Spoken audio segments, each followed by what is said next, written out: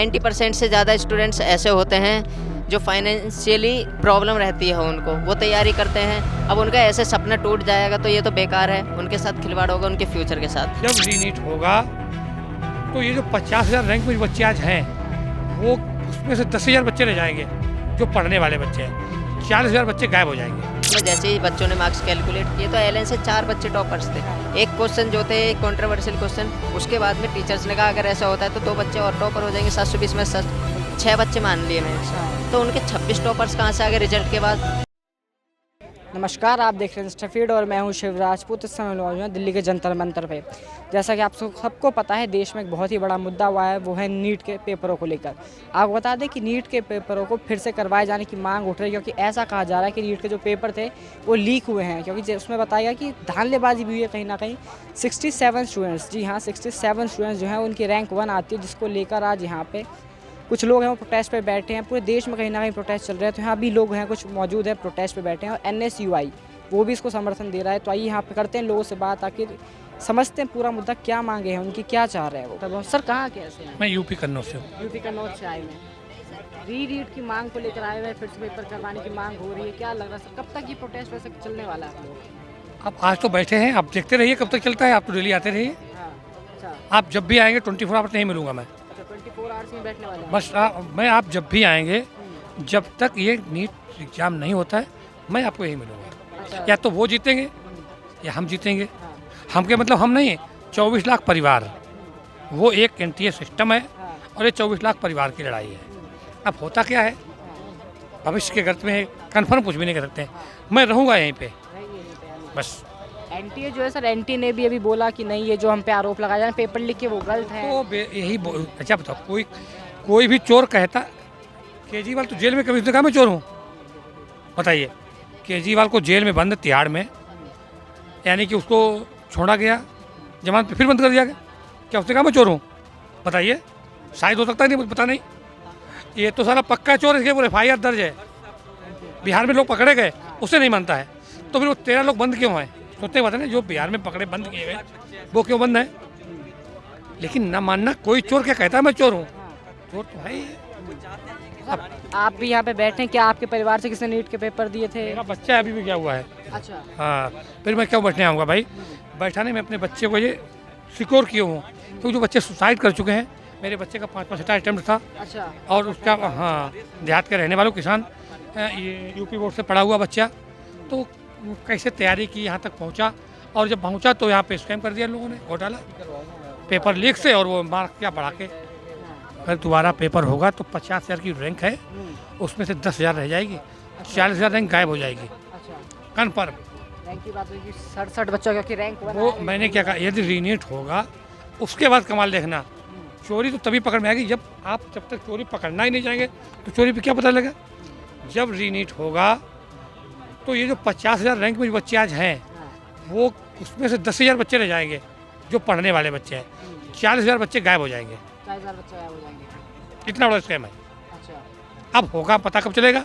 जब रीनीट होगा। और कौन नहीं कराना चाहता है? जितने लोग इसमें मिले हुए हैं, कहाँ से कहाँ कौन मिला हुआ है, हाँ, वो लोग नहीं चाहते ना हो। हाँ, और कहाँ का क्या क्या होता मैं कुछ भी नहीं बता सकता हूँ। यदि जब तक सुप्रीम कोर्ट इस पर जांच नहीं बिठाएगी हाँ। तो कुछ पता नहीं चलेगा। सुप्रीम कोर्ट ने भी 8 तारीख तक का टाइम दिया है। अभी 8 का दिया है, पहली वाली PIL पे जिसकी कल सुनवाई हुई, कल आज दूसरी की हो रही होगी, कल तीसरी की होगी। इतनी सुप्रीम कोर्ट में PIL दर्ज हो जाएंगी कि सुनना उसके पास सुनने के समय नहीं बचेगा। अच्छा, सुनने के समय में इतनी PIL दाखिल करने वाले हैं। हाँ बिल्कुल, क्यों नहीं होगी, बच्चे करेंगे। हाँ, इतनी गर्मी है सर, यहाँ ना पंखे की गर्मी व्यवस्था, हमें ना नहीं लग रही, पानी। गर्मी तो उनको लगती है NTA वालों को। कल वो आए थे गेट के बाद तो पसीने पसीने हो गया था। मैं किसान आदमी हूँ, खेती में काम करने वाला, तो हमें गर्मी नहीं लगती है। अब गर्मी लगती है, यानी बच्चों के भविष्य के आगे यहाँ पे जो खिलवाड़ हुआ है बच्चों के भविष्य के 24 लिए। लाख परिवार, बच्चे मत बोलिएगा, हाँ, 24 लाख 24 लाख परिवार हैं। हर परिवार में 5 आदमी, 6 आदमी, 7 आदमी। हमारा 10 आदमी का परिवार है, हमारे 6 बच्चे हैं। 6 बच्चे हैं, मियाँ बीवी, बहू, पोता, 10 लोग हैं। उसका अकेला खेवन हारूम है, और मैं वहाँ बैठा हूँ। कैसे जीवन यापन हो रहा है वो भगवान जानता है। तो ये एक घर का थोड़ा मामला है। अब इस 24 लाख का जो मैसेज है, उसमें से कुछ परिवार जिन्होंने रिश्वत दी है वो हाई प्रोफाइल लोग हैं।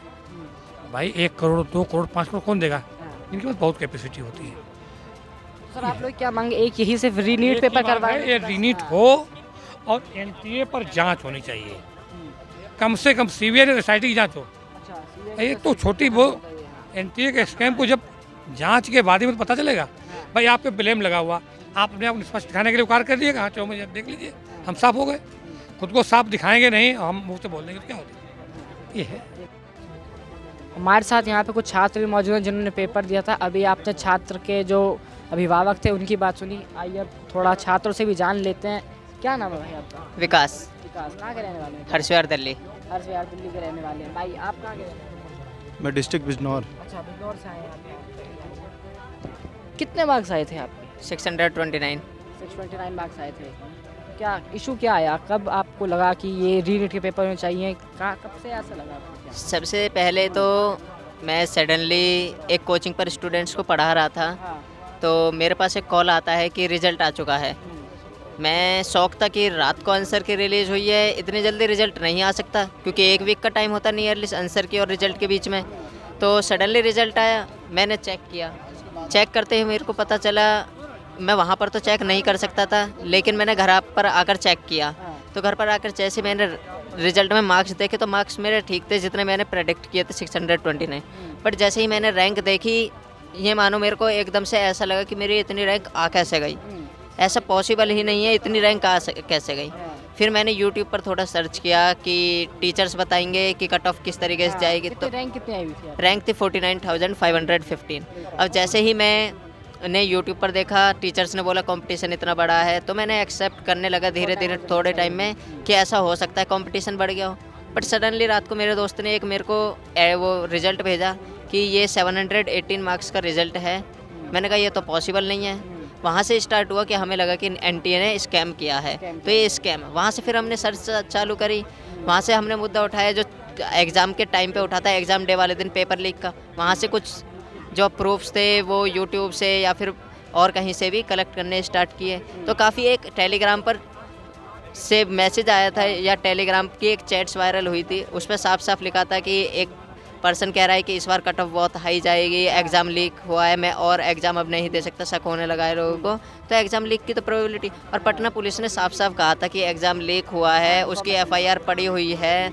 अगर नॉर्मल पर्सन भी उस एफआईआर को डाउनलोड कर सकता है, ठीक है, उस एफआईआर में लिखा है। और 13 पर्सन को जब अरेस्ट किया गया है तो एनटीए ये एक्सेप्ट क्यों नहीं कर रहा कि एग्ज़ाम लीक हुआ है। एनटीए तो सीधे सीधे ये कह देता है कि कोई एग्ज़ाम लीक नहीं हुआ, हम इसके ऊपर कमेटी बनाएंगे। कमेटी कब बनाएंगे? जब 1 साल हो जाएगी, 1 साल में दूसरा नीट आ जाएगा। इस तरीके से तो 1 साल तो बर्बाद है। तो हम ये चाहते हैं सबसे पहले काउंसलिंग रुके और जल्दी से जल्दी इसकी जाँच हो। जल्दी इसकी जाँच हो, यानी एनटीए की तरफ से जाँच हो। आप फाइनेंशियली भी दिक्कत होती होगी परिवार को, क्योंकि इस तरीके से रिजल्ट भी रुक गया, आने के बाद भी इतनी मेहनत तैयारी करते हैं बच्चे, पेपर देते हैं, उसके बाद ऐसा हो जाता है। हम मिडिल क्लास फैमिलीज से आते हैं, फाइनेंशियली दिक्कत तो बहुत बच्चों को होती है। नियरली 90% से ज़्यादा स्टूडेंट्स ऐसे होते हैं जो फाइनेंशियली प्रॉब्लम रहती है उनको, वो तैयारी करते हैं। अब उनका ऐसे सपना टूट जाएगा तो ये तो बेकार है, उनके साथ खिलवाड़ होगा उनके फ्यूचर के साथ, तो ये बेकार है बिल्कुल। अच्छा, जानना चाहेंगे भाई, कई टीचर्स भी थे, कई टीचर्स भी हैं इवन देश के, जैसे फिजिक्स वाला से अलग पांडे, उन्होंने पिटीशन फाइल करी। कई टीचर्स भी आप लोगों का बच्चों का समर्थन कर रहे हैं।